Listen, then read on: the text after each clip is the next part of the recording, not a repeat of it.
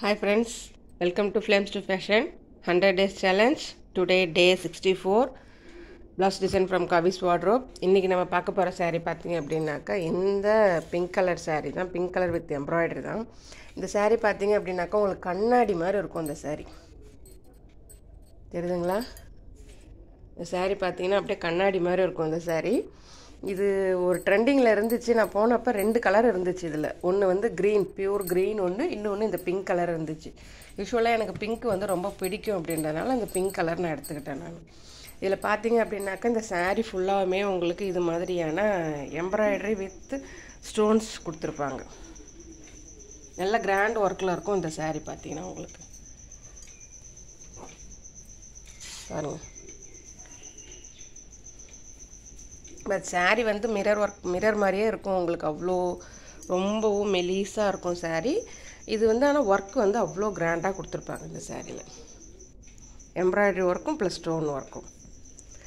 இதுக்கு வந்து நான் saree வந்து இதே மாதிரி வந்ததுனால இதை நான் எடுக்கலை. நான் சாரிலேருந்து நான் கட் பண்ணலை ப்ளவுஸை. என்ன பண்ணேன் அப்படின்னாக்கா தனியாக ஒரு இதே கலரில் சில்க் காட்டன் கிளாத் வாங்கி நான் ப்ளவுஸ் டிசைன் ஸ்டிச் பண்ணேன். அதை நான் என்ன பண்ணியிருக்கேன்னு பாருங்கள்.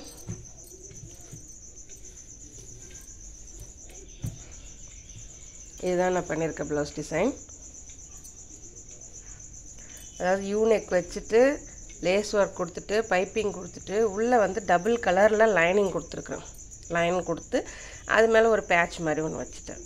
இது நம்ம வழக்கமாக நெக்கை கட் பண்ணிவிட்டு இது வந்து தனியாக செட் பண்ணணும். நாம் டபுள் கலரில் அந்த பேட்சை வந்து தனித்தனியாக வச்சு தைச்சி இதில் வந்து நம்ம இது பீட்ஸும் நம்ம கொடுக்கலாம். பட் எனக்கு வந்து இந்த பேட்ச் கிடச்சிதுங்களா, இது நல்லா அழகாக இருந்துச்சு. இந்த பேட்ச் இது மேட்சாகவும் இருந்துச்சுங்களா, அதனால் இதை நான் அதுக்கு எப்படி யூஸ் பண்ணிக்கிட்டேன். ஹேண்டை என்ன பண்ணியிருக்கேன்னு பார்த்தீங்க அப்படின்னாக்கா சன்ஷேடு மாதிரி கொடுத்துருக்கேன். இப்போ இங்கே பேக்கில் வந்து இந்த ஆல்டர்னேட்டிவாக அந்த 2 கலர் பிங்க்கும் கோல்டும் மாற்றி மாற்றி வச்சு கொடுத்துருக்கேன் இல்லைங்களா. பட் அப்போ தைக்கும்போது எப்படி சொல்கிறது, எனக்கு கொஞ்சம் சரியாக வரல எனக்கு. பட் ஆனால் இதுதான் டிசைன் முடிவு பண்ணதுனால சரி எப்படியா தைச்சிருவோம் அப்படின்னு தைச்சிட்டேன்.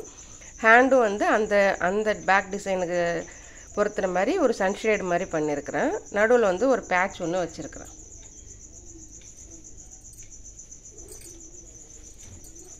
பாருங்கள்,